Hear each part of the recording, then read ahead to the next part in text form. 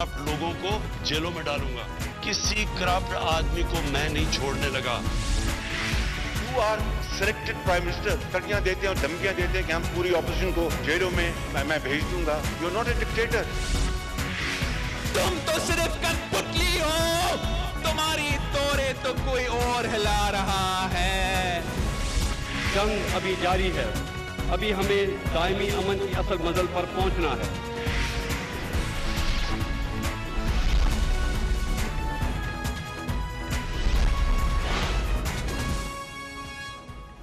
अस्सलाम वालेकुम, मैं हूं कामरान खान।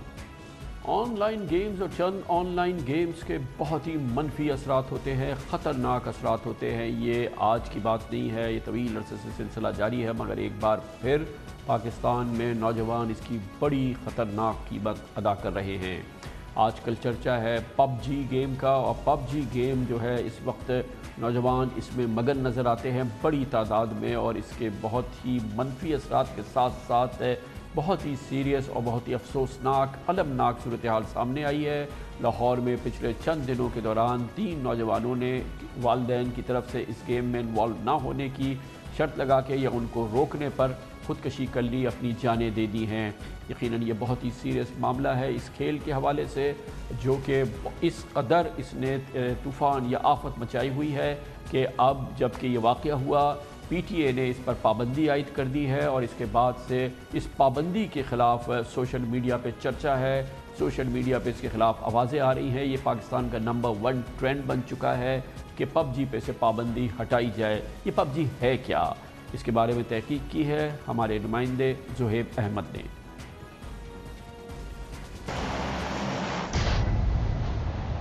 पैराशूट से मैदान जंग में निहत्ते उतरना, लातादाद दुश्मनों का खतरा और गिने चुने साथी। ओ, ये क्या हुआ? हथियारों की तलाश में दर बदर भटकना और फिर ढूंढ ढूंढ कर मारना।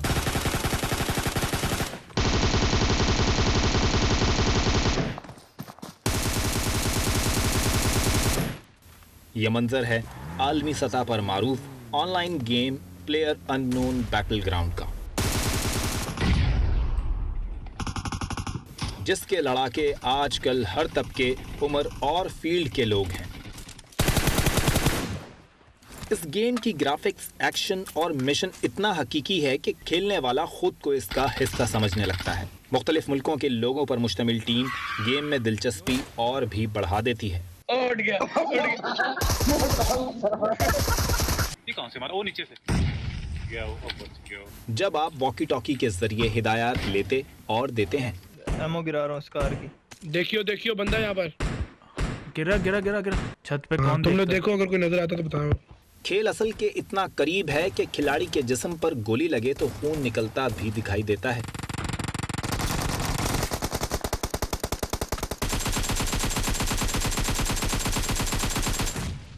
अद्वियात, मरहम पट्टी, इंजेक्शंस और मेडिकल किट पास हो तो जख्म भरा जा सकता है।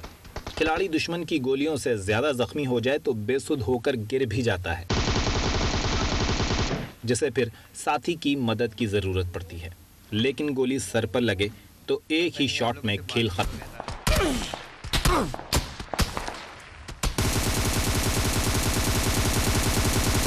इसी हेडशॉट की महारत हर खिलाड़ी का ख्वाब बन चुकी है। खेल तो समझ आ गया, मगर कच्चे जहनों को यह समझ ना आया कि यह सिर्फ खेल ही है। दिन रात पबजी खेलने वाले नौजवान और बच्चे ख्यालों में भी पट से हेडशॉट मारते दिखाई देते हैं। ना खाने का होश, ना किसी और चीज़ की फिक्र, जो जाहिर है वालिदैन के लिए किसी सूरत काबिल कबूल नहीं होती। लॉकडाउन के बाइस तालीमी सरगर्मियाँ बंद हैं। कोरोना के खौफ के बाइस वालिदैन बच्चों को गैर ज़रूरी बाहर भी नहीं जाने देते। ऐसे में मोबाइल या कंप्यूटर पर गेम खेलते बच्चों को रोकना उनकी फ्रस्ट्रेशन को मज़ीद हवा देता है, और ऐसे वाक़यात रोनुमा होते हैं जो उम्र भर का रोग बन जाते हैं। लाहौर में 10 रोज़ के दौरान 3 नौजवानों ने वालिदैन की जानिब से पबजी खेलने से रोकने पर अपनी ज़िंदगियों का खात्मा कर लिया। 20 जून को सदर बाज़ार के इलाके में 20 साला जॉन्टी जोसेफ ने वालिदैन की जानिब से पबजी खेलने से रोकने पर अपनी जान ली। 23 जून को गुलशन अब्बास में 16 साला लड़का वालिदैन की रोक टोक पर दिल बर्दाश्ता होकर खुदकुशी कर बैठा। 30 जून को गाजी रोड के करीब के रिहायशी 18 साला शहरियार ने भी माँ बाप से नाराज होकर अपनी जिंदगी का खात्मा कर लिया।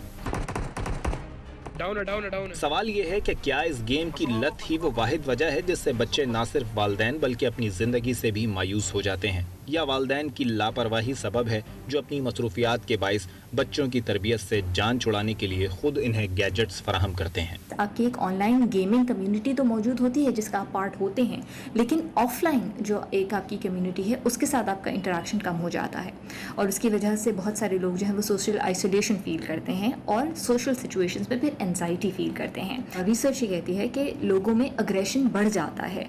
अब ये स्पेसिफिकली अभी तक रिसर्च ने हमें ये नहीं बताया है कि ये ऑनलाइन गेमिंग की वजह से बढ़ता है या जिन लोगों में टेंडेंसीज होती हैं अग्रेशन की वो ज़्यादा इस तरह के ऑनलाइन गेम्स में इन्वॉल्व होते हैं।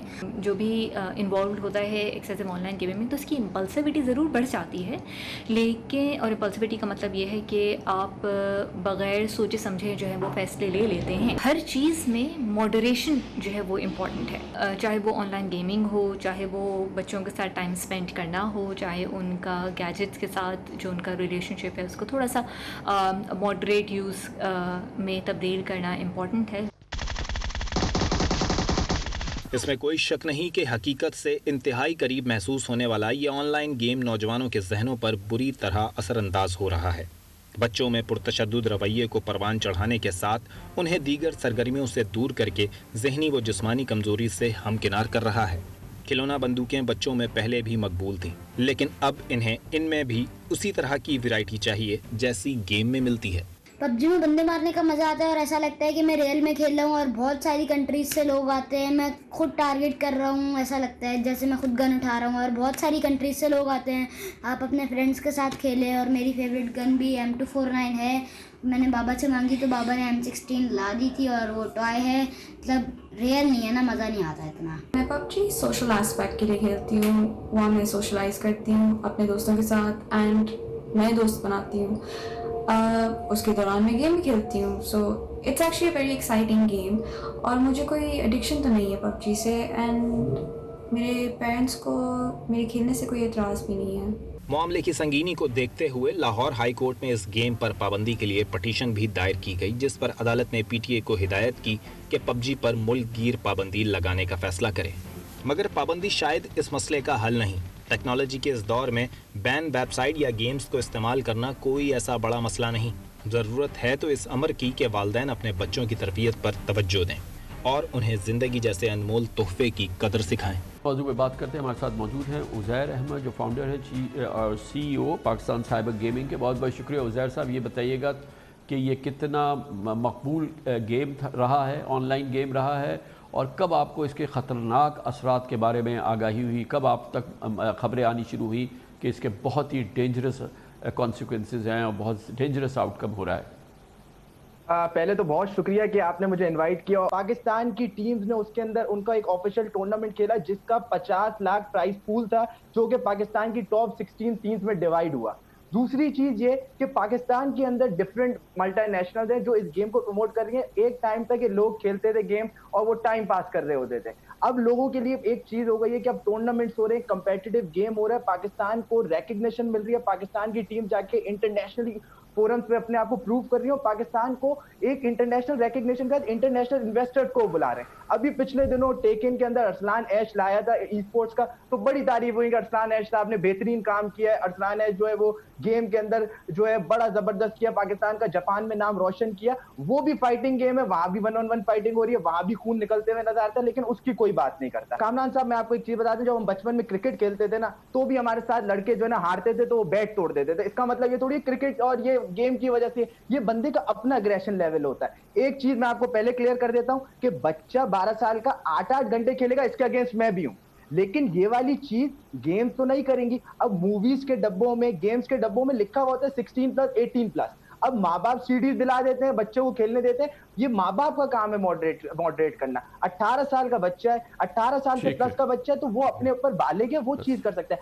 آپ یہ والی پازیٹیو ایسپیکٹس کیوں نہیں دیکھتے کہ پب جی نے پاکستان کو ایک ریکگنیشن دی, انٹرنیشنل انویسٹرز آ رہے ہیں پاکستان کے اندر, کیونکہ ریسرچ نہیں ہوئی اور پب جی نے آفیشیل ٹورنامنٹ کیا جہاں پہ 50 لاکھ پرائز پول تھا, کہیں وہ ذکر نہیں کیا گیا کیونکہ پاکستان کی کمپنی نے نہیں کیا. بہت بہت شکریہ. وزیر احمد کہہ رہے تھے کہ پب جی پر پابندی نہیں لگنی چاہیے اور یہ غلط فیصلہ ہے, اور یہ بہت بڑی تعداد میں نوجوان آج سوشل میڈیا پہ بھی کہہ رہے ہیں, اسی لیے پاکستان کا یہ ٹاپ ٹرینڈ بن گیا ہے ان بین پب جی.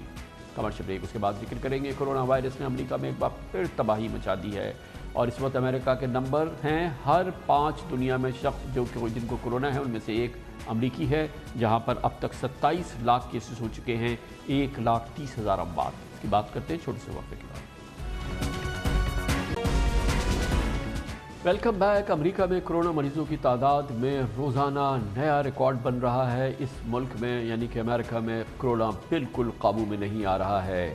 یہی وجہ ہے کہ اس وقت دنیا کے ہر 5 کرونا مریضوں میں ایک امریکی ہے, یعنی کہ دنیا کے تمام کرونا مریضوں میں 20% سے زائد امریکی شامل ہیں. اس وقت تک امریکہ میں 27 لاکھ لوگ کرونا سے متاثر ہو چکے ہیں اور 1,30,000 اموات اب امریکہ میں ہو چکی ہیں. ہر روز ایک نیا ریکارڈ بن جاتا ہے.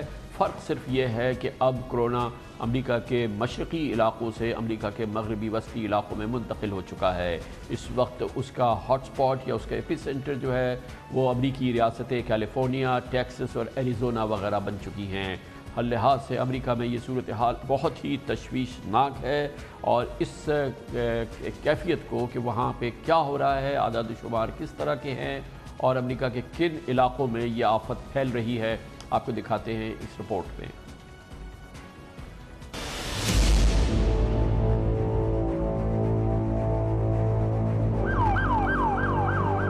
دنیا بھر میں کرونا وائرس کے کل ایک دن کے ریکارڈ 1,96,963 نئے کیسز سامنے آئے. ان میں سے تقریباً 25% یعنی 51,000 کیسز امریکہ میں رپورٹ ہوئے. جی ہاں, ایک دن میں 51,000 نئے مریض, جو امریکہ میں ایک دن میں سامنے آنے والے مریضوں کی سب سے زیادہ تعداد ہے. With cases rising in 35 states, 17 have had to pause their reopenings. COVID cases in California spiking 72% in the last 2 weeks. Texas and California seeing record high infections. Cases are soaring in much of the US. It is another day of record-breaking cases. امریکہ میں صرف پچھلے 3 روز میں 1,42,000 کے قریب cases سامنے آ چکے ہیں. جون کے مہینے میں ان میں بتدریج اضافہ ہوا. جون کے پہلے 10 روز میں 1,92,000 کیسز سامنے آئے, اگلے 10 روز میں 2,40,000 اور جون کے آخری 10 روز میں 3,68,000 نئے کیسز رپورٹ ہوئے. مہینے کے آغاز سے آخر تک کیسز میں 105% اضافہ دیکھا گیا. زیادہ تر کیسز ریاست کیلیفورنیا, ٹیکسس اور ایریزونا میں سامنے آئے. نیو یارک کے بعد اب یہ ریاستیں کرونا کا ایپی سینٹر بنتی جا رہی ہیں.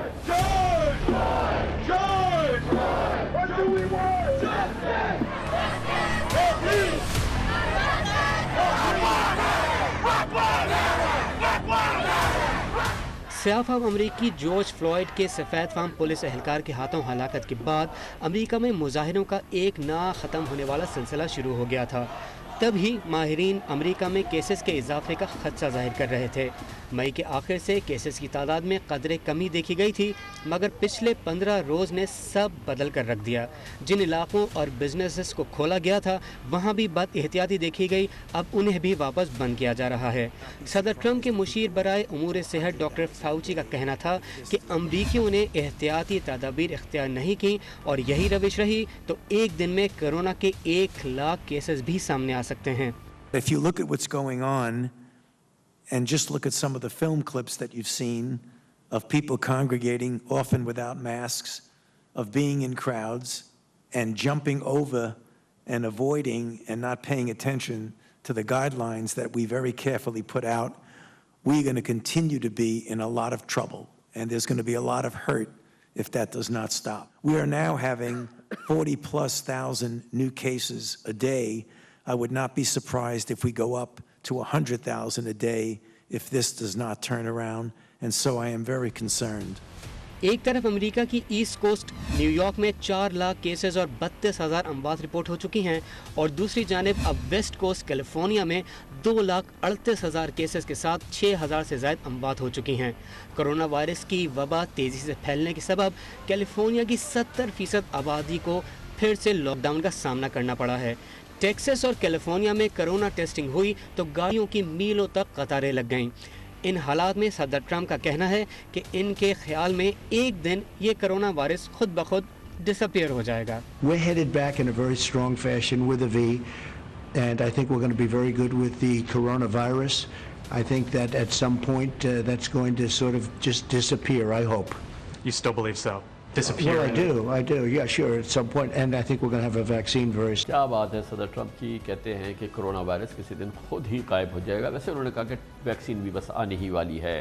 پوری صورتحال میں امریکہ میں یہ آفت کی کیفیت، کرونا آفت کی کیفیت پہ بات کرنے کے لیے ایک بار پھر جائیں گے نیو یارک، جہاں پہ موجود ہیں ہمارے نمائندے خصوصی معاون صدیقی۔ بہت بہت شکریہ معاون صدیقی صاحب۔ یہ بتائیے گا کہ اس وقت جو امریکہ میں یہ تباہ کل صورتحال نظر آ رہی ہے، جن ریاستوں میں، جن میں خاص طور پہ کیلیفورنیا شامل ہے، ٹیکساس، ایریزونا وغیرہ، وجہ کیا بتائی جا رہی ہے؟ کیونکہ ابتدائی طور پہ یہ اتنی متاثر نہیں ہوئی تھی۔ کیا بنیادی وجوہات جو ہیں وہ بیان کر رہے ہیں ماہرین کی ان علاقوں میں اس آفت کو اس طرح سے پھیلنے کی؟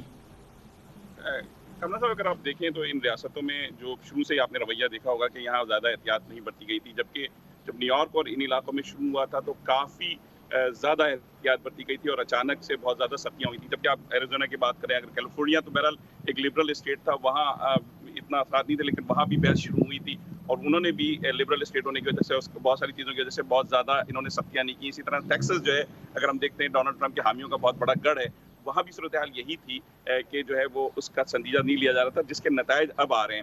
ہمیں وہ وقت بھی یاد ہے کہ نیو یارک میں ایک طوفان تھا، ایک جھکڑ تھا، ہم روزانہ اموات کی خبر سنتے تھے، اور اس وقت بظاہر نیو یارک بڑا، لیکن معاون صاحب یہ بتائیے گا کہ یہ جو ابھی بلیک لائیوز میٹرز کے جو جلوس اور جو جس طرح سے لوگ باہر نکلے امریکہ میں اور خاص طور پہ ان ریاستوں میں بھی، کیا اس نے بھی کنٹریبیوٹ کیا ہے؟ کیونکہ وہاں پہ ہم نے کوئی احتیاط نہیں دیکھی اور بڑے بڑے جمع غفیر تھے جو سڑکوں پہ نکلے ہوئے تھے۔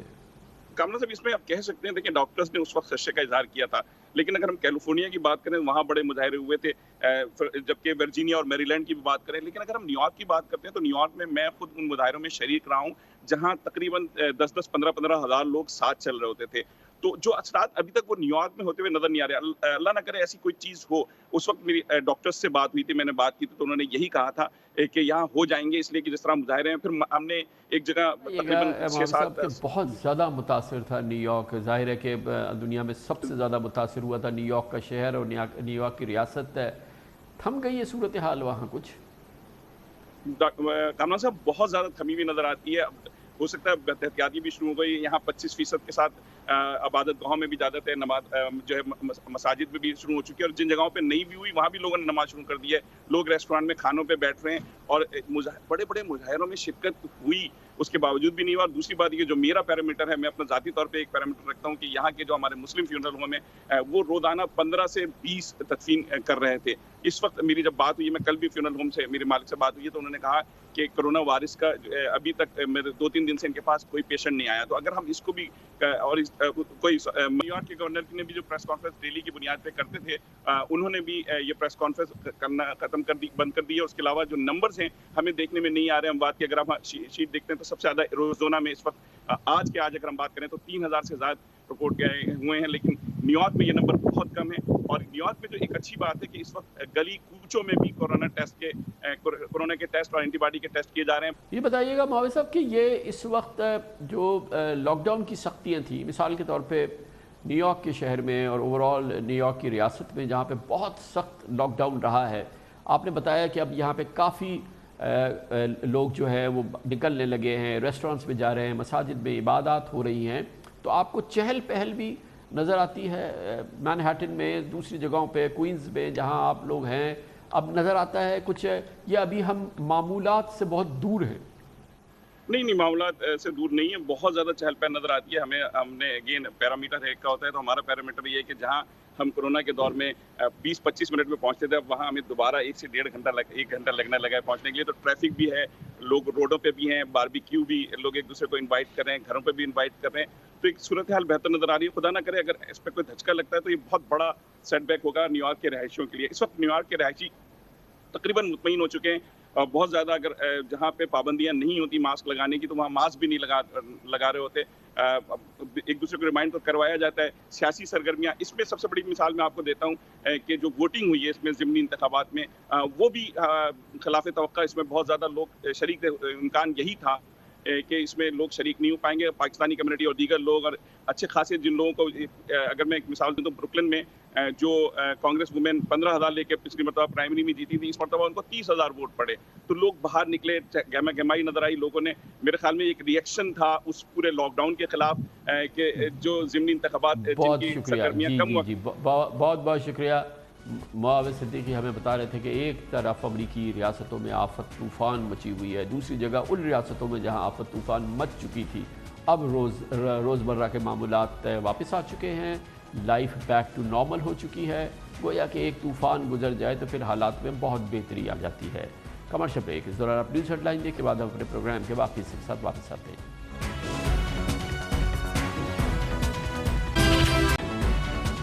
بلاول بھٹو زندانی کی عمران خان حکومت کے خلاف آگ بگولا تقریر اب روز کا معمول بن گئی ہے. روزانہ ان کے آگ بگولا بیانات نظر آ رہے ہیں اور اسی پس منظر میں ایک بہت ہی سیریس ڈیولپمنٹ ہوئی ہے.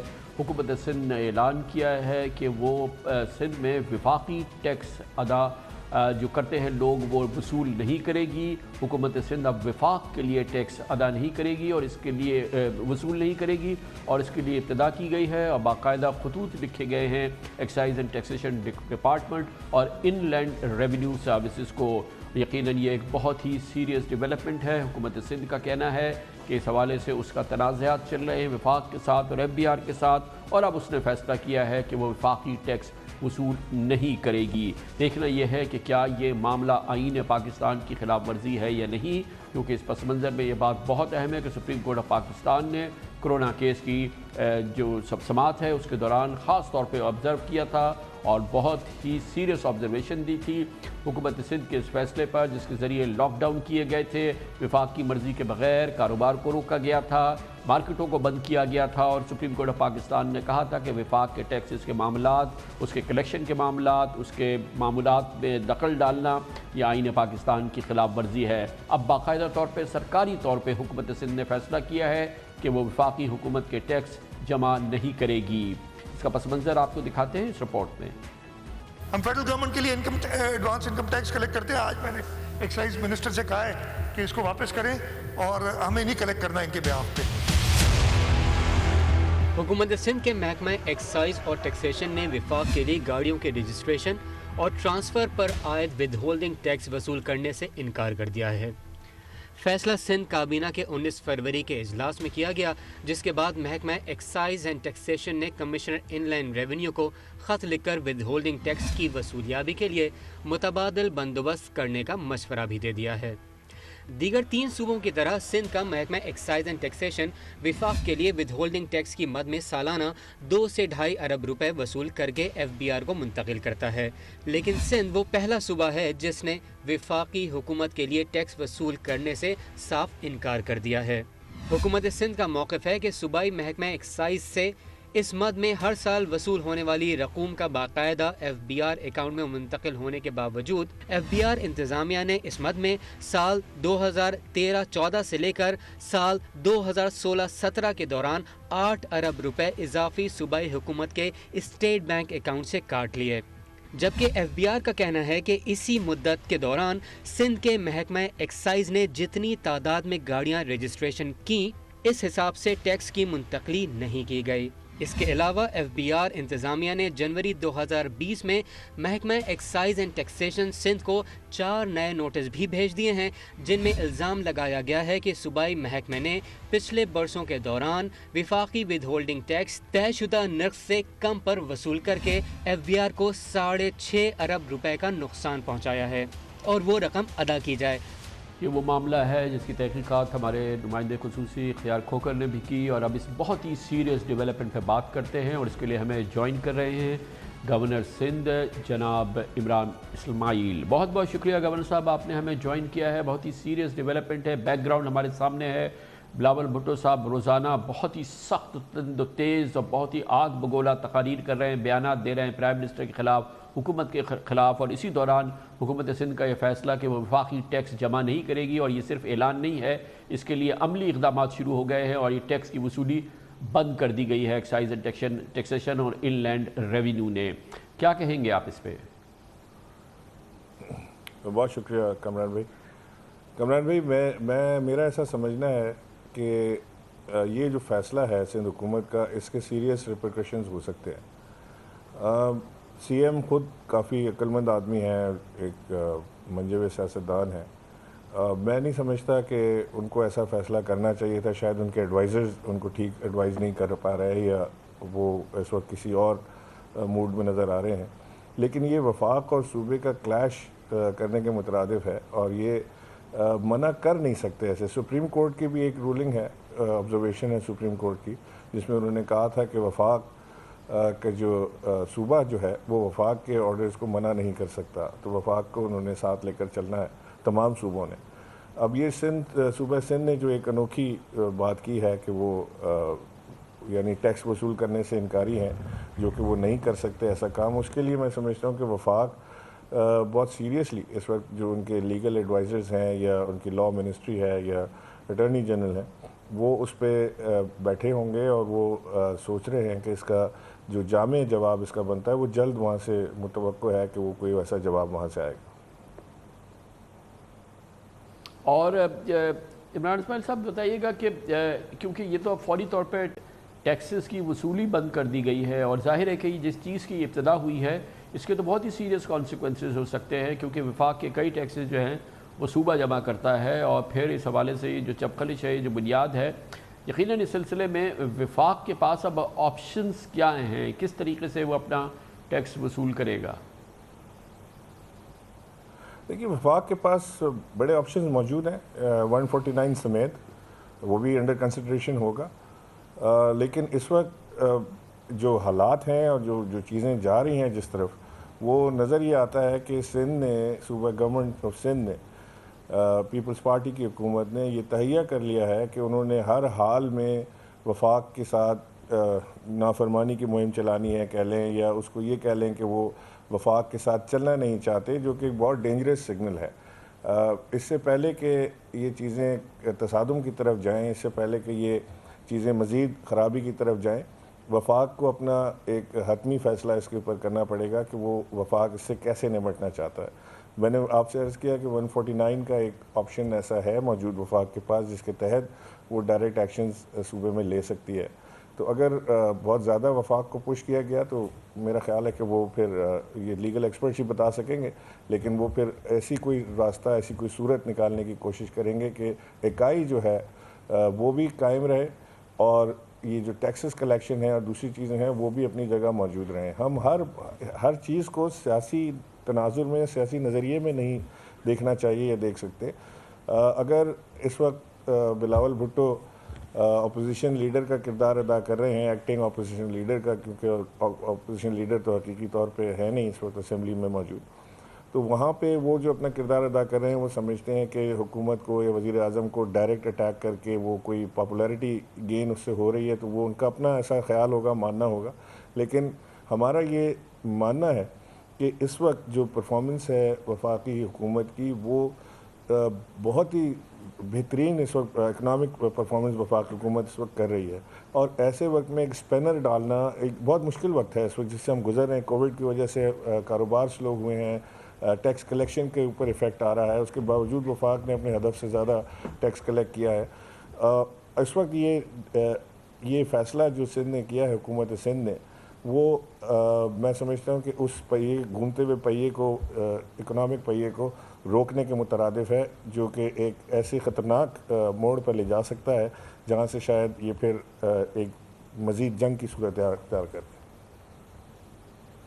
تو یہ بتائیے گا کہ یہ پہلا موقع نہیں ہے، کئی چیزیں مسلسل ہوتی چلی آ رہی ہیں جس میں کہ سندھ اور وفاق کے درمیان خلیج بڑھتی چلی جا رہی ہے، اس میں مزید اضافہ ہوتا جا رہا ہے، اور اس میں جو لینگویج اب استعمال ہو رہی ہے وہ بھی یقیناً بہت ہی خطرناک لینگویج استعمال ہو رہی ہے۔ بلاول صاحب کی کل لاہور کی، اسلام آباد کی جو تقاریر ہیں، جو بیانات ہیں، وہ سب کے سامنے ہیں، اور پھر اسی کے ساتھ ساتھ جڑا ہے یہ فیصلہ کہ سندھ حکومت جو ہے وہ وفاق کا ٹیکس ادا نہیں کرے گا۔ آپ وفاق کے نمائندے ہیں یہاں پر، اور آپ کی سب سے کلیدی حیثیت ہے، آپ کا کیا مشورہ ہوگا وفاق کو، اور کیا آپ حکومت سندھ سے اور چیف منسٹر سے بھی اس سلسلے میں رابطہ کریں گے؟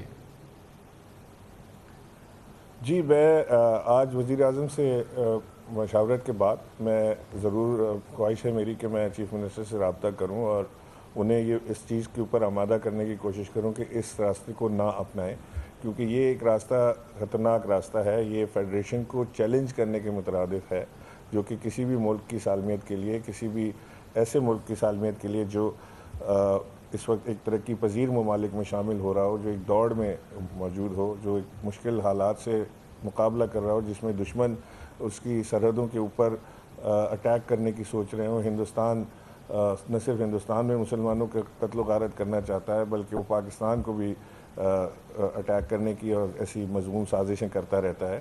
تو اس وقت میں ہم یہ دیکھیں کہ اپنے اندر سے جہاں جو چیز کو ہم اپنا بازو ہمارا بننا چاہیے، تمام صوبوں کو وفاق کا بازو ہونا چاہیے، مضبوط کردار ادا کرنا چاہیے، وہاں پہ حکومت اس سندھ کی طرف سے، کسی پروونشل حکومت کی طرف سے جب وفاق کو چیلنج ہوتا ہے تو وہ ایکسٹرنل تھریٹ سے زیادہ انٹرنل تھریٹ میں کنورٹ ہوتا ہے۔ تو آئی ہوپ کہ چیف منسٹر نے بہت سوچ سمجھ کے یہ بات کی ہوگی، یا وہ ابھی اس پہ ریویو کریں گے یا کر رہے ہوں گے۔ میں اگر وزیر اعظم سے جب مجھے بات ہو جائے گی تو میں اس کے بعد اس کے اوپر مزید بات کر سکوں گا کہ چیف منسٹر سے میری کیا بات ہوئی اور ان کے کیا خیالات تھے۔ ابھی آپ فی الحال ظاہر ہے کہ آپ کی ایکسیس ہے، آپ کے ایک ایسی شخصیت ہیں آپ جس سے سبھی سارے سیاستدان آپ سے آپ کے پروگرام کو دیکھتے بھی ہیں اور آپ کے پروگرام سے استفادہ بھی حاصل کرتے ہیں۔ آپ کے کل کے پروگرام سے بھی میں نے دیکھا کہ اس میں کافی مواد موجود تھا اور اس میں بہت دلیل کے ساتھ آپ نے بات کی، تو ممکن ہے کہ سی ایم صاحب آپ کو ڈائریکٹ جواب دیں اس بات کا، آپ اگر بات کریں ان سے۔ بہت بہت شکریہ جناب عمران اسماعیل، گورنر سندھ ہمارے ساتھ موجود تھے، کیونکہ آئینی قانونی معاملہ ہے، اب اس کی آئینی اور قانونی ایک انڈیپینڈنٹ رائے حاصل کرتے ہیں۔ پاکستان کے سینئر قانوندان، آئین و قانون کے ماہر جناب بیرسٹر سلمان اکرم راجہ ہمیں جوائن کر رہے ہیں۔ بہت بہت شکریہ بیرسٹر صاحب، معاملہ آپ کے سامنے ہے۔ سندھ حکومت نے آج باقاعدہ نہ صرف اعلان کیا ہے بلکہ اس پہ عمل درآمد شروع کر دیا ہے۔ بظاہر یہ لگتا ہے کہ یہ بہت ہی غیر معمولی صورتحال، ہم نے اس سے پہلے کبھی نہیں دیکھا کہ کوئی صوبہ اعلان کر دے اور باقاعدہ اس پہ عمل درآمد شروع کر دے وفاقی ٹیکس کی وصولی کا۔ کیسے آپ دیکھتے ہیں اس کو؟ نہیں، یہ یقیناً انتہائی غیر معمولی صورتحال ہے اور افسوسناک بھی ہے۔ دیکھیں، آئین کے آرٹیکل 146 میں 146 میں دو صورتیں ہیں۔ ایک تو یہ کہ وفاقی حکومت کوئی انتظامی نوعیت کی درخواست کرے کسی صوبے سے اور کہے کہ یہ ہم چاہتے ہیں کہ آپ کام کریں، اپنی انتظامی صلاحیت کو اس طرح سے آپ بروئے کار لائیں۔ اس صورت میں تو صوبے کی ثوابدید ہے، وہ مانے یا نہ مانے، ایک درخواست ہے وفاق کی، صوبہ اس درخواست کو رد بھی کر سکتا ہے۔ لیکن اگر مجلس شورا کوئی قانون بناتی ہے، یعنی کہ وفاقی پارلیمنٹ، اور اس قانون میں کسی صوبے پر کوئی ذمہ داری عائد کرتی ہے، ٹیکس کی وصولی ایک ایسی ذمہ داری ہو سکتی ہے، اس صورت میں صوبہ انکار نہیں کر سکتا۔ یہ صوبے کی ایک آئینی ذمہ داری ہو جاتی ہے کہ مجلس شورا کے بنائے ہوئے قانون میں جو کوئی فرائض، جو کوئی ذمہ داری اس صوبے پر عائد کی گئی ہے، انتظامی نوعیت کی ذمہ داری، اس کو وہ پورا کرے۔ اب اگر صوبہ ایسا کرنے سے انکار کرتا ہے تو اس کی ایک انٹرپریٹیشن کی ہے حکومت سندھ اس سلسلے میں کیا کہتی ہے، جو آپ نے تشریح پیش کی ہے اسی حوالے سے وزیر اعلیٰ سندھ نے اپنا موقف پیش کیا ہے، وہ میں آپ کے سامنے رکھتا ہوں، پھر برائے مہربانی اس کا قانونی اور آئینی اپنا اوپینین عنایت فرمائیے گا۔ انکم ٹیکس جو ہے یہ پیورلی فیڈرل سبجیکٹ ہے، تو فیڈرل سبجیکٹ ہے تو فیڈرل گورنمنٹ نے کام کرنا ہے، ایگزیکٹو اتھارٹی فیڈریشن کی اس پہ۔ آئین کا آرٹیکل 146 کہتا ہے کہ اگر کوئی وفاق اپنا کوئی پاور یا اپنا کوئی فنکشن کسی صوبے کو دینا چاہتا ہے تو وہ میوچول کنسنٹ سے ہوگا، صوبے کی حکومت اس کو اپروو کرے گی۔ ہم نے وہ منع کیا، خط لکھ دیا، میں نے فیڈرل فائنانس منسٹر کو بھی خط لکھ دیا۔ بیرسٹر صاحب فرمائیے گا۔ देखिए आधी बात की है, मैं बसद एहतराम कहूँ वज़ीर आला साहब ने, और वही बात की जो मैंने कहा कि एक शिक जो है 146(1) वो यही कहती है कि ये बाहमी रजामंदी से बात होगी अगर ये मामला सिर्फ इंतज़ामी दरखास्त तक महदूद हो।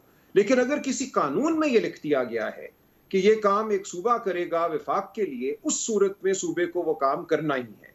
अब अगर तो इनकम टैक्स के कानून में कोई चीज़ ऐसी लिख दी गई है कि सूबे ने टैक्स इकट्ठा करना है तो उस सूरत में तो सूबा पाबंद है।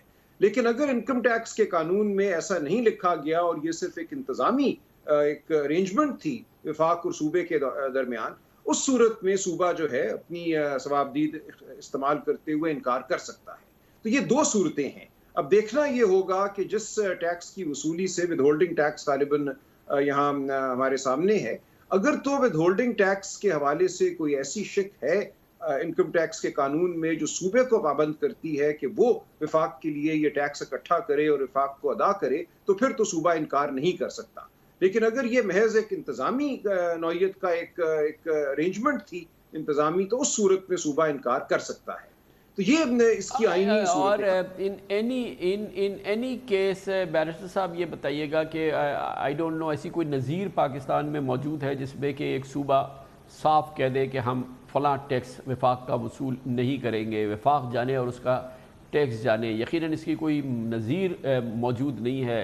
एक बहुत ही पेचीदा मामला है ना हर सूरत में, और जाहिर है कि और ये कि बड़ी एक बहुत ही सीरियस गवर्नर इमरान इस्माइल साहब कहते हैं कि ये बहुत ही ख़तरनाक डेवलपमेंट है और ये बहुत ही ख़तरनाक रविश का इशारा है और वफाक इस सिलसिले में भरपूर जवाब देगा।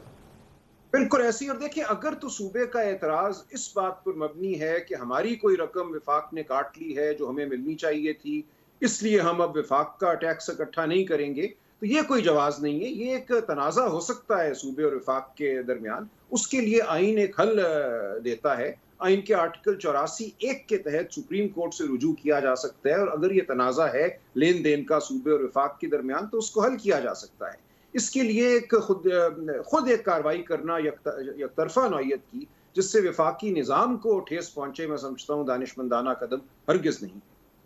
बहुत बहुत शुक्रिया। बैरिस्टर सलमान अकरम राजा हमारे साथ मौजूद थे। कमर्शियल ब्रेक, उसके बाद जिक्र करेंगे एक बार फिर वो मामला जिसको इमरान खान कहते हैं वज़ीर आज़म के ये पाकिस्तान के लिए अजाब है। मुशीर ख़जाना हफीज़ शेख का कहना है ये पाकिस्तान को ले डूबेगा, यानी कि पाकिस्तान का पावर सेक्टर क्राइसिस है। 2200 अरब रुपए के गर्दिशी कर्जे, 3500 रुपये अब तक हम सब्सिडी में 3500 अरब रुपए हम सब्सिडी में दे चुके हैं। ये बहुत बड़ा मसला है पाकिस्तान की माशी सर्वाइवल का, मुल्की बका का मामला है। इमरान खान को अब इसको इस दलदल से निकालना होगा। अपनी एनर्जी टीम जिसने 2 साल में इस सिलसिले में कोई कारकर्दगी नहीं दिखाई, उसके खिलाफ एक्शन लेना होगा। हमें ये बताया गया है कि अब इसका आगाज़ भी उन्होंने कर दिया है। बहुत अहम मामला है। एक बार फिर तफसील से निगाह डालेंगे एक छोटे से वक्फे के बाद। कल भी हमने जिक्र किया था और इतना अहम मामला है जिसको कि हम पाकिस्तान की बका का मामला, पाकिस्तान की माशी बका का सर्वाइवल का मामला है, उसका जिक्र करेंगे। और वो है पाकिस्तान का पावर सेक्टर और उससे जुड़ा हुआ बहरान जिसकी वजह से पाकिस्तान इस वक्त 2200 अरब रुपयों के गर्दिशी कर्ज़ों में जकड़ा हुआ है। पाकिस्तान के लिए ये उसके गले का फंदा बन चुका है। न सिर्फ ये कि ये सेक्टर 2200 अरब रुपए के गर्दिशी कर्ज़े पाकिस्तान को दे चुका है, इस पावर सेक्टर में रियासत पाकिस्तान अब तक 3500 अरब रुपए की सब्सिडी दे चुकी है।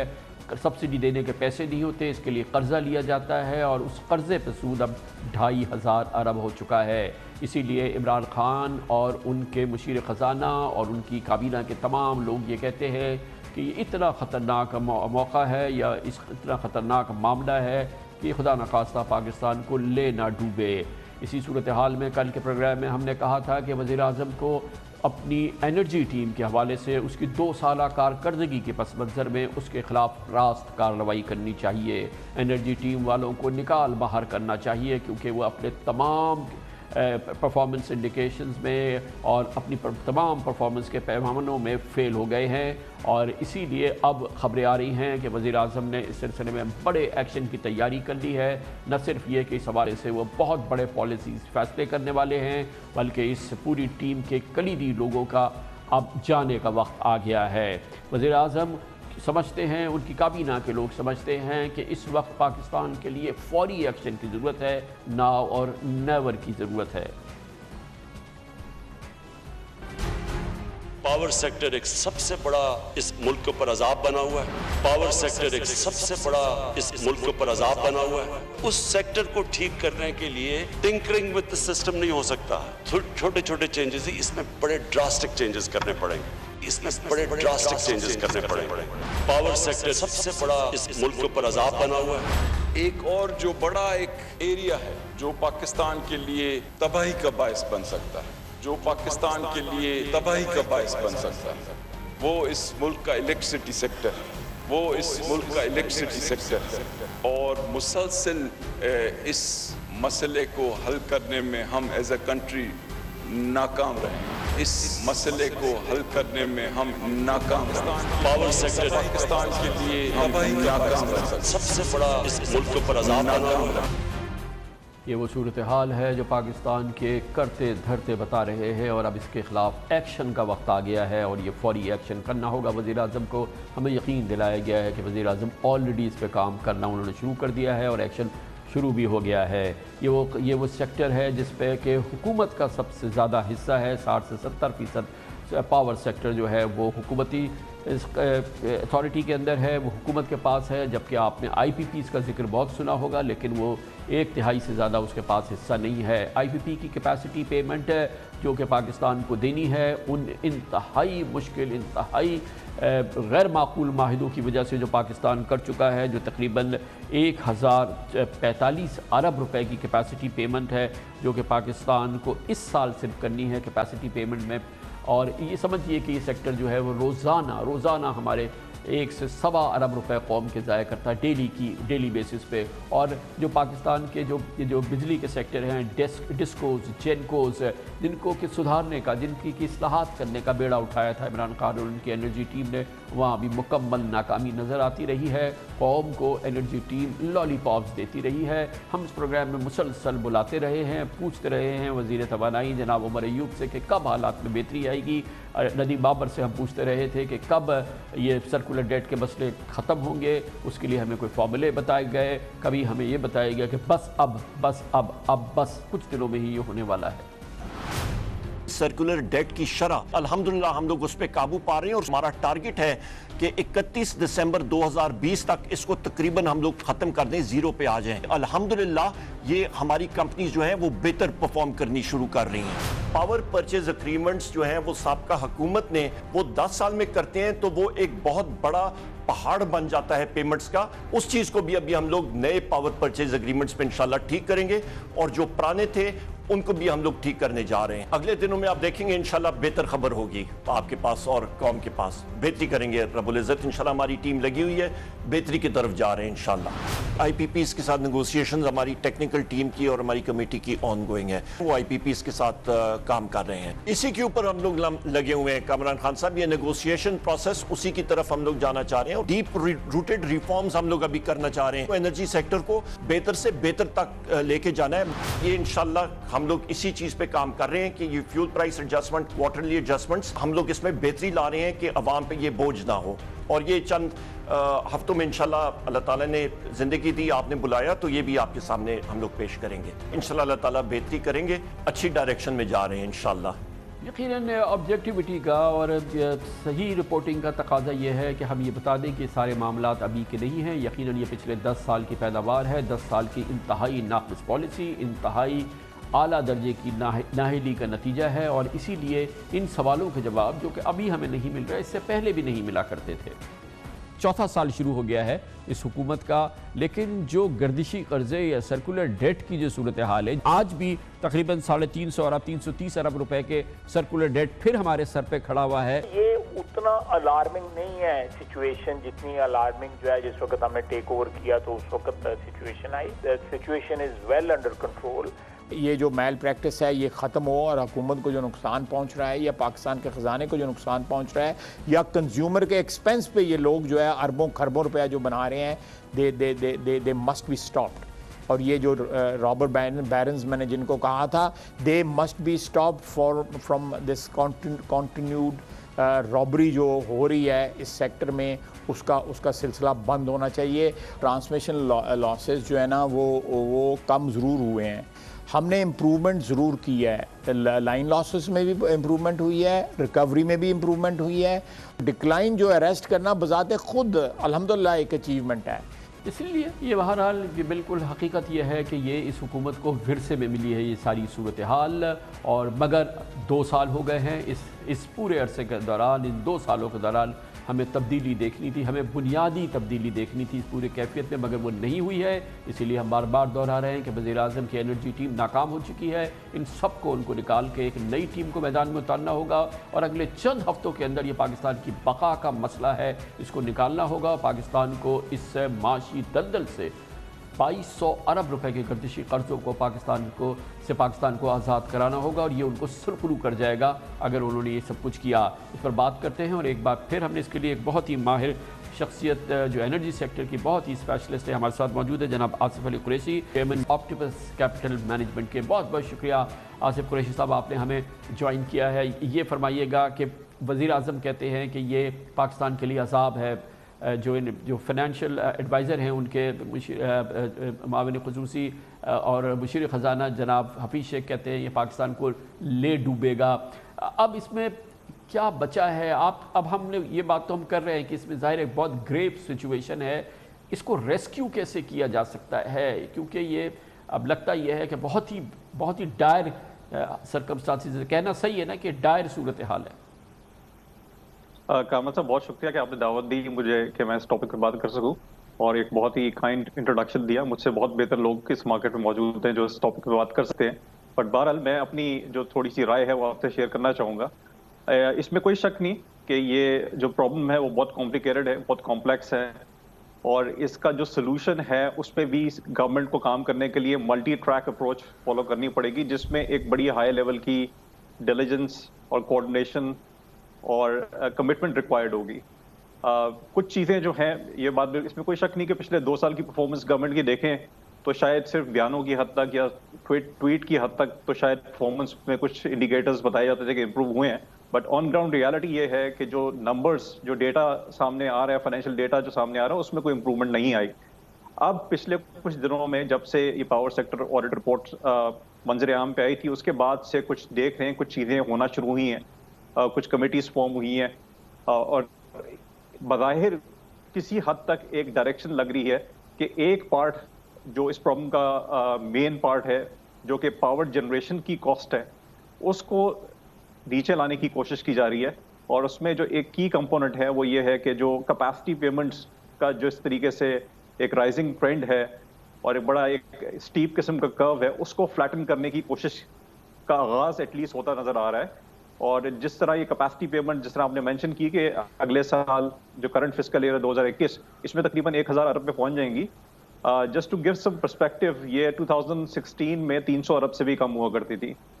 تو جب تقریباً 700 ارب کا اضافہ 4-5 سالوں میں ہو جائے اور ساتھ ہی جنریشن یا بلنگ کے یونٹس اس حساب سے نہ گرو کریں, تو ٹیرف میں انکریز جو ہوتا ہے وہ لازمی بن جاتا ہے, کاسٹ اتنی زیادہ بڑھ رہی ہوتی ہے. تو ضرورت اس چیز کی ہے کہ یہ کیپیسٹی پیمنٹ اس کے جو کرو کو فلیٹن کیا جائے, اور اس کیپیسٹی پیمنٹ کا جو سب سے بڑا کمپوننٹ ہوتا ہے وہ قریشی صاحب, آصف قریشی صاحب, اس میں ایک اور چیز بڑی امپورٹنٹ ہے نا کہ جو پاور سیکٹر کا وہ حصہ جو پبلک سیکٹر میں, یعنی کہ جو سرکاری ملکیت میں چلتا ہے, یہ ڈسکوز, یہ جینکوز, اور پھر اتنے سارے ان کی اپنی جنریشن ہے, یہ 60-70% تو یہ لوگ ہیں خود. ہمیں سب سے زیادہ بے چینی اور سب سے زیادہ جو نااہلی نظر آ رہی ہے وہ اس سیکٹر میں ہے, یہ ڈسکوز, یہ جینکوز, یہ تمام چیزیں, کہ اس میں تو ہمیں کہیں اصلاحات کا عمل نظر آتا ہے, اور ہمیں لگتا ہے کہ 2 سال کے اندر اب ہم گنواتے ہیں کہ یہ چیزیں بہتر ہو گئی ہیں, جو کہ بالکل کی مارکرز ہوتی ہیں جو ہر اندھا بھی دیکھ کے بولتا کہ واقعی یہ 2 سال میں عمران خان کی انرجی ٹیم نے ڈیلیور کیا ہے. خان صاحب آپ بالکل صحیح فرما رہے ہیں, اس میں کوئی شک ہی نہیں ہے کہ 2 سال کی پرفارمنس ایسی نہیں ہے کہ جس کے بارے میں کوئی پازیٹیو تجزیہ کیا جا سکے. جو کیپیسٹی پیمنٹ میں گورنمنٹ کے پروجیکٹس کا شیئر ہے وہ تقریباً 50% کے قریب بنتا ہے, اور اب یہ لگ رہا ہے کہ سرکاری کچھ ٹیمز جو ہیں وہ اس پہ شروع ہو گئی ہیں کہ ان پروجیکٹس کے اندر جو مسئلہ آتا ہے وہ یہ ہوتا ہے کہ ان کا ٹیرف فرنٹ لوڈڈ ہوتا ہے, فرنٹ لوڈنگ کا مطلب یہ ہوتا ہے کہ جو پروجیکٹ لگانے کے لیے قرضے لیے جاتے ہیں، حالانکہ پروجیکٹ کی لائف 30 سال، کچھ نیوکلیر پلانٹس کے کیس میں 40 سال بھی ہوتی ہے، لیکن ان کے قرضوں کو پہلے 10 سال میں پے آف کر دیا جاتا ہے، جس کی وجہ سے وہ سارا برڈن کنزیومر پہ پڑ جاتا ہے ہائر ٹیرف کی فارم میں. تو اب کوشش یہ کی جا رہی ہے کہ ان قرضوں کی جو میچورٹی پروفائل ہے ان کو ایکسٹینڈ کیا جائے. ایٹ لیسٹ آن پیپر یہ اٹیمپٹ ضرور ہو رہی ہے، اور اگر یہ کامیاب ہو گئے اس میں کہ یہ 10 سال سے اس کا ٹینر بڑھا کے 20 سال اور 25 سال پہ لے گئے، اور اس میں یہ بھی کر لیا کہ شروع کے سالوں میں اگر خالی انٹرسٹ سروسنگ کر لی جائے اور ڈیٹ ری پیمنٹس کے کمپوننٹ کو ریڈیوس کر دیا، تو ایک کاسٹ میں ریڈکشن ضرور آ سکتی ہے. آپ نے یہ بات بالکل صحیح کی کہ ڈسٹریبیوشن کمپنیز یہ تو ایک پروسیس کی آپ بات کریں، اصلاحات کی بات کریں، obviously پورے سیکٹر کو ریفارم کرنا ہے، اور وہ تو اب کافی حد تک ہو جانا چاہیے تھا، اور اب فائنل سٹیج میں ہوتا ہے، یہ اب تک ہو چکا ہوتا ہے، لیکن اب اس کی بگننگ آپ کہہ رہے ہوئی ہے. مگر یہ بتائیے گا یہ جو 2200 ارب روپے کے سرکولر ڈیٹ ہے، ان کا تو ون سلوشن چاہیے نا، ون گو میں سلوشن چاہیے. یہ تو لمبے پروسیس سے تو کیا یہ ختم ہو سکتا ہے؟ کامن صاحب آپ بالکل صحیح فرما رہے ہیں. اس میں جو مین ایشو ہے وہ یہ، سب سے پہلے تو آپ نے اس کا بلڈ اپ جو آپ نے جس طرح بتایا کہ 1.25 سے 1.5 ارب روپے روزانہ کے حساب سے جنریٹ ہو رہا ہے، سب سے پہلے تو ہم نے اس کو روکنا ہے. اس کے بعد پھر یہ جو اسٹاک آؤٹ اسٹینڈنگ ہے اس کو ریزالو کرنا ہے. بڑی کلیئر پوزیشن ہے کہ یہ جو آؤٹ اسٹینڈنگ اسٹاک ہے اس کے ایک میجر پارٹ کو گورنمنٹ کو اپنے ڈیٹ کے اندر ایبزارب کرنا ہوگا، اور آلریڈی اس قسم کی پالیسی انڈیکیشنز آ چکی ہیں. جو ان کا سرکولر ڈیٹ ریڈکشن پلان ہے کہ یہ سرکولر ڈیٹ کا ایک سگنیفیکنٹ پارٹ جو ہے وہ گورنمنٹ اپنے ڈیٹ میں ایبزارب کر لے گی اور ان پاور ہولڈنگ کمپنی کے بک سے ہٹا دے گی. یہ بات بالکل صحیح ہے کہ 2 سال میں ڈسٹریبیوشن کے سیکٹر کے اندر امپرومنٹ کی کوئی خاص ایفرٹ اگر ہوئی ہے تو اس کے ریزلٹس نظر نہیں آئے. اور میری اپنی ذاتی رائے یہ ہے کہ ڈسٹریبیوشن سیکٹر یا کوئی کمپنی فار دیٹ میٹر وہ پبلک سیکٹر میں ایفیشینٹلی پرفارم نہیں کر سکتی. ہماری جو کچھ پرابلم ڈسکوز ہیں جہاں پہ لائن لاسز زیادہ ہیں، ان 4 یا 5 جو ڈسکوز ہیں مین، ان کی پرائیویٹائزیشن کی میرے خیال سے فاسٹ ٹریک کوشش ہونی چاہیے. ہمارے پاس ایگزامپل موجود ہے، ایک سکسیس سٹوری کے الیکٹرک آج سے جب 12-13 سال پہلے پرائیویٹائز ہوئی تھی، اس وقت 40% سے زیادہ اس کے لائن لاسز تھے، اب وہ ریڈیوس کر کے 17-18% پہ لائے جا چکے ہیں. تو یہ پرائیویٹ سیکٹر ہی ان کمپنیز کو ٹرن اراؤنڈ کر سکتا ہے. ان ڈسٹریبیوشن کمپنیز کی بکس پہ میسو انفنڈڈ پینشن اوبلیگیشنز ہیں، جو نمبرز شاید پبلک میں ڈسکس نہیں ہوتے، لیکن 70-80 ارب ایک ڈسٹریبیوشن کمپنی کی بک پہ انفنڈڈ پینشن اوبلیگیشنز پڑی ہوئی ہیں جو کہ کنزیومر سے ایونچولی ریکور کرنی ہے. تو یہ کمپنیز جو ہیں وہ اس فائنینشلی وائبل پوزیشن میں نہیں ہے، اور خالی پرائیویٹ سیکٹر اور یہ بھی ذرا سا یہ بھی سمجھا دیجیے گا. ظاہر ہے کہ ایک تو عوام کو سمجھا دیں کہ جب یہ مسئلہ اگر عمران خان حل کر دیتے ہیں، پاکستان کو اس دلدل سے نکالتے ہیں، شاید یہ ان کی سنگل موسٹ اچیومنٹ ہوگی، اور یہ شاید ان کو سرخرو کر دے گی. ان کے ساری جو بھی اگر ان کی ٹیم کی اچھی کارکردگی نہیں رہی ہے، ان کے حوالے سے سوالات اٹھے ہیں. کیا اثرات ہوں گے once we get to resolve this? ہم یہ کر لیتے ہیں، ہم کہتے ہیں کہ جی اب یہ مسئلہ ہو گیا، آپ جیسے ماہر کہے کہ یس ویری گڈ، یہ مسئلہ حل ہو گیا، اب یہ ہمارے قابو میں آ گیا اور اب یہ چیزیں ٹھیک ہو رہی ہیں، ہم ریزولوشن کی طرف جا رہے ہیں. پھر اس کے اثرات کیا ہوں گے؟ اس کے ہم کچھ پازیٹیو بات بھی کر لیں نا کہ اگر ایک بار یہ کر لیتے ہیں تو کیا ہوگا. اور پھر ایک تو عمران خان کے لیے ایک بڑی لارل ہوگی، مگر پھر ملک کے معیشت پہ اس کے کیا اثرات ہوں گے؟ کامن صاحب یہ 2007 سے مسئلہ شروع ہوا تھا، تو 14 سال آلریڈی گزر چکے ہیں اس مسئلے کو، جب سے یہ سرکل ڈیٹ کی بلڈ اپ سٹارٹ ہوئی تھی. پرابلم کمپلیکس ہو گئی ہے. اگر یہ اس کو ریزالو کرنے میں کامیاب ہو سکتے ہیں، جس کی اس میں کوئی شک نہیں کہ سولوشنز نکالنا ممکن ہے. سولوشنز ان کو بتائے بھی جا چکے ہیں، ڈسکس بھی ہو چکے ہوئے ہیں، پبلک ڈومین میں بھی کافی چیزیں موجود ہیں. اگر یہ کرنے میں کامیاب ہو گئے تو یہ میرے خیال سے تو ان کی سنگل بگیسٹ اچیومنٹ ہوگی. ان لوگوں نے جو کینوس اتنا زیادہ ایکسپینڈ کیا ہوا، گورنمنٹ نے ہر چیز فکس کرنے کی کوشش کر رہے ہیں. بہتر یہ ہوگا کہ یہ پرائیورٹائز کریں. انرجی سیکٹر سب سے امپورٹنٹ ایشو ہے، اس کو ریزالو کر لیں. اس سے آپ کی انویسٹمنٹ ایکٹیویٹی مینوفیکچرنگ کے اندر ریوائیو ہو جائے گی. کرنٹ جو اتنے ہائی ٹیرفس ہیں انرجی کے پاکستان میں، اور اتنی انسرٹنٹی ہے، نہ صرف یہ کہ کرنٹ ٹیرف آئے ہیں بلکہ یہ بھی نہیں پتا کہ فیوچر میں کیا ٹیرف ہوگا، تو کوئی مینوفیکچرنگ میں سیریس انویسٹمنٹ نہیں کی جا سکتی. لیکن اگر ایشو ریزالو ہو گیا، گورنمنٹ نے کلیئرٹی دے دی کہ مینوفیکچرنگ ٹیرف ریجنلی کمپیریٹیو ہوں گے، اور وہ پروف کر دیا کہ اس جو ریفارمز یہ لوگ لے کے آ رہے ہوں گے اس سے وہ سسٹین کر سکتے ہیں، تو نہ صرف اس سیکٹر میں انویسٹمنٹ ہوگی بلکہ مینوفیکچرنگ انویسٹمنٹ بہت زیادہ ریوائیو ہوگی. اور اس کی وجہ سے اوور آل جو انویسٹر سینٹیمنٹ یا فیل گڈ فیکٹر ہے اکانومی میں وہ کریٹ ہوگا.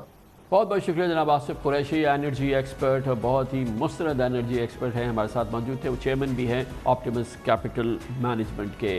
कमर्शियल ब्रेक, उसके बाद जिक्र करेंगे वो कारोबार जो कि हमारे चोटी के सियासतदानों का, सियासी पार्टी की लीडरशिप का पसंदीदा कारोबार है, शुगर कारोबार, चीनी कारोबार और उससे मुंसलिक शुगर कमीशन, जिसकी रिपोर्ट ने एक तहलका मचा दिया था शुगर मिल मालिकान ने। अब वो उनकी नींदें उससे उड़ गई हैं। कोशिश ये है कि किसी सूरत से अदालती कार्रवाई के ज़रिए इस पर कार्रवाई रोक दी जाए। अब ये मामला सुप्रीम कोर्ट में भी पहुंच गया है, जहां पर आज सुप्रीम कोर्ट ऑफ पाकिस्तान ने बहुत ही उम्दा सवालात पूछे हैं। इसकी बात करते हैं छोटे से वक्फे के बाद।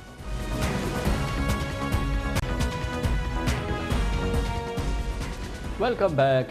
पाकिस्तान का कोई कौमी मामला तो पाकिस्तान की बिला तफरीक तमाम कौमी सियासी जमातों को एक नुक्ते पे, एक प्लेटफॉर्म पे इकट्ठा नहीं कर सका, लेकिन शुगर का कारोबार ऐसा है जिसने इन तमाम सियासी जमातों की लीडरशिप को एक प्लेटफॉर्म पे जमा कर दिया है।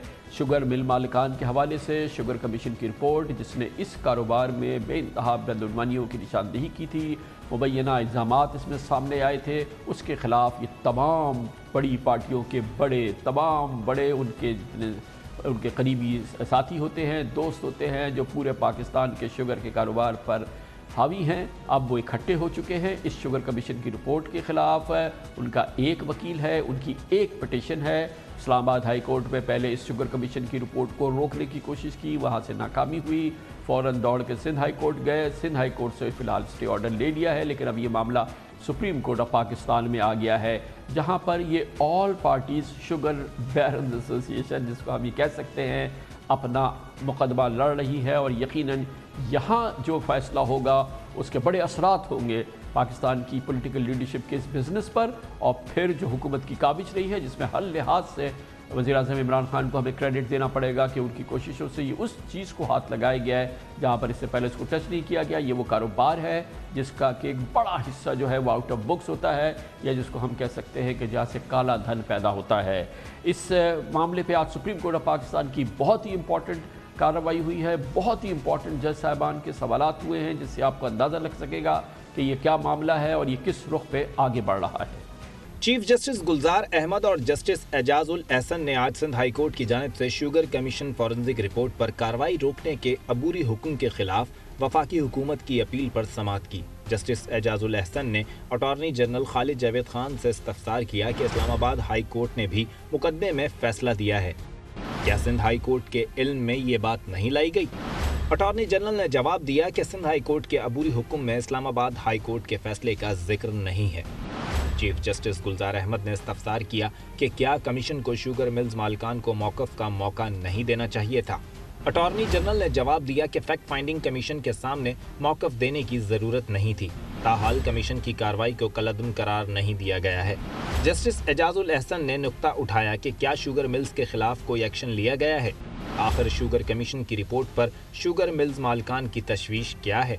अटॉर्नी जनरल ने बताया कि कुछ शुगर मिल्स मालिकान पेशावर और कुछ बलूचिस्तान हाई कोर्ट भी चले गए।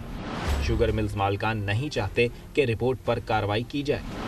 पाकिस्तान शुगर मिल्स एसोसिएशन के वकील मखदूम अली खान ने कहा कि अगरचे कमीशन रिपोर्ट में महज सिफारिशात दी गई हैं, मगर अदालत को देखना होगा कि क्या कमीशन गैर जानिबदार था, क्योंकि किसी रिपोर्ट में मुतासिर कुन फाइंडिंग आए तो दावा दायर किया जा सकता है। जस्टिस एजाजुल एहसन ने रिमार्क्स दिए कि चीनी की कीमतें बढ़ने पर शोर मचा, कमीशन मेंबरान के नाम सबके सामने थे, कुछ गैर कानूनी था तो पहले चैलेंज क्यों नहीं किया।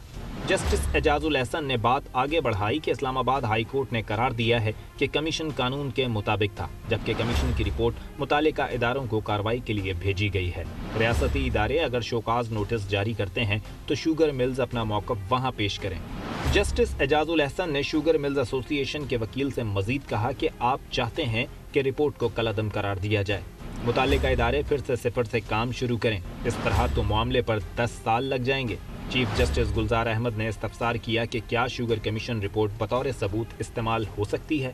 चीफ जस्टिस का कहना था कि शुगर मिल्स एसोसिएशन कमीशन की रिपोर्ट से जान नहीं छुड़वा सकती। कमीशन को गैर कानूनी करार दे दें तो फिर भी कार्रवाई खत्म नहीं होगी, रेगुलेटरी इदारों को काम से नहीं रोका जा सकता। चीफ जस्टिस ने कहा कि कमीशन रिपोर्ट कलअदम होने से भी शुगर मिल्स को कुछ नहीं मिलेगा। जस्टिस एजाजुल एहसन ने पूछा कि सिंध हाई कोर्ट के पास वही शुगर मिल्स मालिकान गए थे जो इस्लामाबाद हाई कोर्ट गए थे। ایک ہی ایسوسییشن دو مختلف ہائی کورٹ سے کیسے رجوع کر سکتی ہے؟ اٹارنی جنرل نے بتایا کہ سندھ ہائی کورٹ سے 12 شوگر ملز نے رجوع کر رکھا ہے۔ حکم 12 درخواست گزار شوگر ملز تک محدود ہے، باقی کے خلاف کارروائی جاری رہے گی۔ اس پر چیف جسٹس گلزار احمد نے ریمارکس دیے کہ اب ممکن نہیں کہ کچھ شوگر ملز کے خلاف کارروائی سے روکا جائے اور باقی کے خلاف کارروائی جاری رہے۔ ریگولیٹری ادارے رپورٹ کا حوالہ دیے بغیر کارروائی جاری رکھ سکتے ہیں۔ عدالت نے شوگر کمیشن رپورٹ پر کارروائی روکنے سے متعلق سندھ ہائی کورٹ کا فیصلہ معطل کرنے کی وفاقی حکومت کی استدعا فی الحال مسترد کر دی اور 14 جولائی کو کیس 3 رکنی بینچ کے سامنے مقرر کرنے کی ہدایت کی ہے۔ شوگر کمیشن رپورٹ میں شوگر مل مالکان کے حوالے سے، شوگر کاروبار کے حوالے سے جو معاملات سامنے آئے ہیں اس کا ایک بڑا حصہ یہ ہے، اور جس میں کہ واقعی انڈسپیوٹڈ اس کی معلومات سامنے لائی گئی ہے کہ یہ کاروبار کا ایک بہت بڑا حصہ، 1/3 سے آدھے تک کا حصہ بعض ملوں میں وہ ہے جو کہ آؤٹ آف بکس ہوتا ہے، جو کسی بھی دستاویزی معیشت کا حصہ نہیں ہے، مگر اس کے باوجود ہر شوگر مل کا باقاعدہ آڈٹ ہوتا ہے، کیونکہ ظاہر ہے کہ یہ ایک لیگل ریکوائرمنٹ ہے۔ آڈٹ فرمز ان کو آڈٹ کرتی ہیں، پھر ان کو کلین چٹ دیتی ہیں، مگر یہ ساری آڈٹ کمپنیز یقیناً اس لیول کی آڈٹ کمپنیز نہیں ہیں جیسے کہ بگ فور وغیرہ، اور صرف ہمیں یہ کہنا پڑے گا کہ جہانگیر ترین صاحب کی JDW جو آرگنائزیشن ہے، جو جس شوگر کے کاروبار کو جناب جہانگیر ترین ہیڈ کرتے ہیں، وہ KPMG اس کو آڈٹ کرتی ہے، یعنی کہ دنیا کی بہت ہی مانی جانی کمپنی ہے جو کہ اس کی آڈیٹر ہے، مگر باقی کمپنی اس کے آڈٹ وغیرہ کے معاملات جانتے ہیں، اور اس کے لیے ہم نے دعوت دی ہے پاکستان کے بہت ہی سینئر،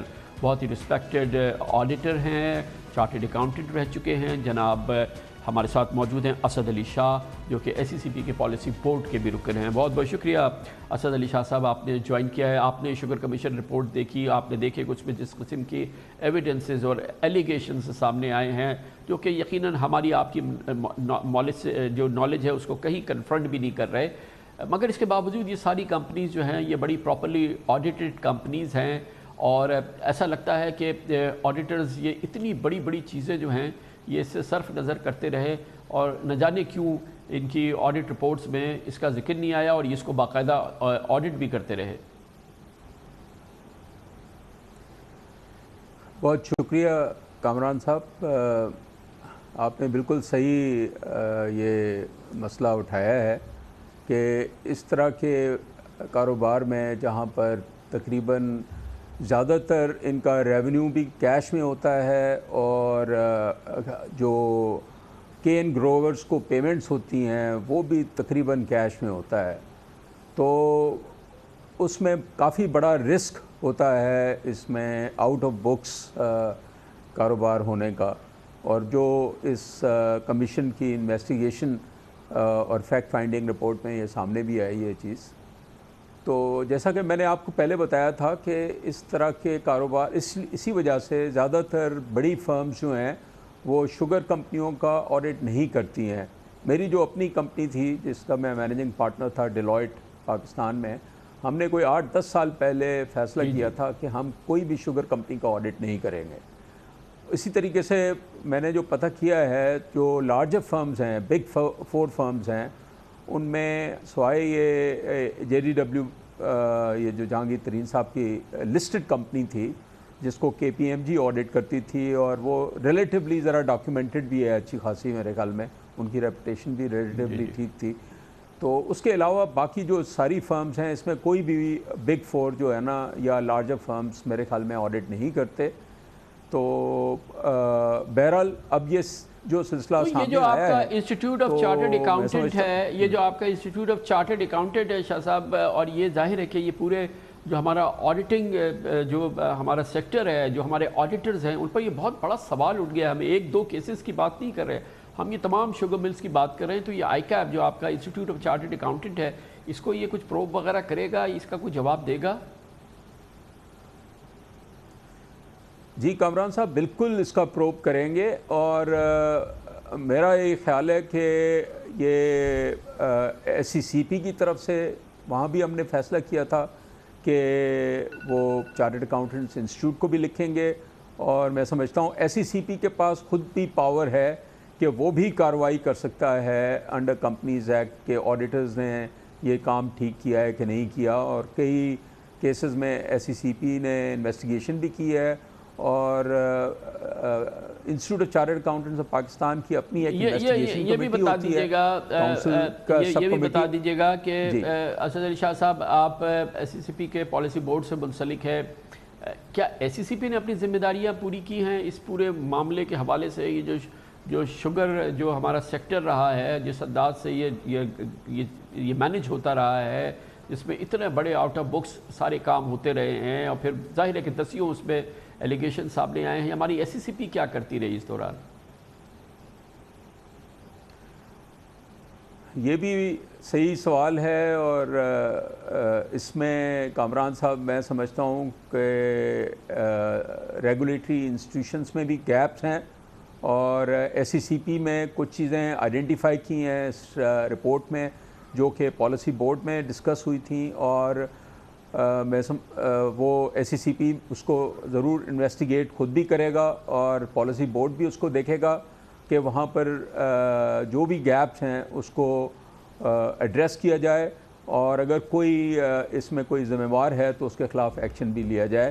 تو دونوں انسٹیٹیوٹ آف چارٹرڈ اکاؤنٹنٹس کا میں آپ کو بتا رہا تھا کہ وہاں پر انویسٹیگیشن کمیٹی ضرور اس کو انویسٹیگیٹ کرے گی، لیکن اصل میں ایس سی سی پی میں بھی اور باقی آئی کیپ میں بھی اور باقی جگہ پر بھی جہاں جہاں اس میں گیپس ہیں، تو وفاقی حکومت کو چاہیے کہ وہ ایک کمپلینٹ کریں، ان سے پوچھیں جو جہاں گیپس ہیں نا وہاں پر۔ چلے ٹھیک ہے، یہ تو پروسیجرل معاملات ہیں، یہ پروسیجرل معاملات ہیں۔ اسد علی شاہ صاحب بتائیے گا، ایک اور ادارہ جو ہے جو کہ بنا اسی لیے ہے، ظاہر ہے کہ ہم اس پہ پہلے بھی بات کر چکے ہیں، لیکن کمپٹیٹو کمیشن جو ہوتا ہے اس کا بھی یہ کام ہوتا ہے کہ جب یہ تو کلیئر کٹ ایک کارٹلائزیشن ہوتی ہے اس کاروبار کے اندر، وہ بھی خاموش بیٹھا دیکھتا رہا۔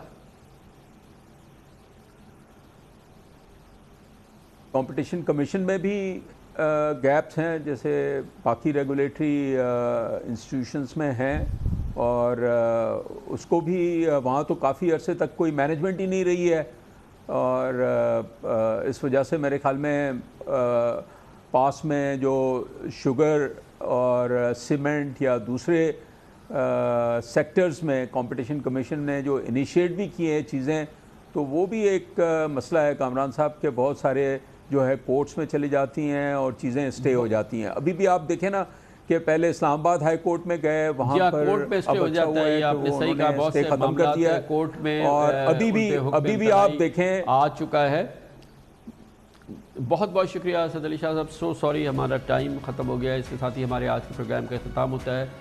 کل آپ سے پھر ملاقات ہوگی انشاءاللہ، کل تک کے لیے کامران خان کو اجازت، اللہ حافظ ناصر۔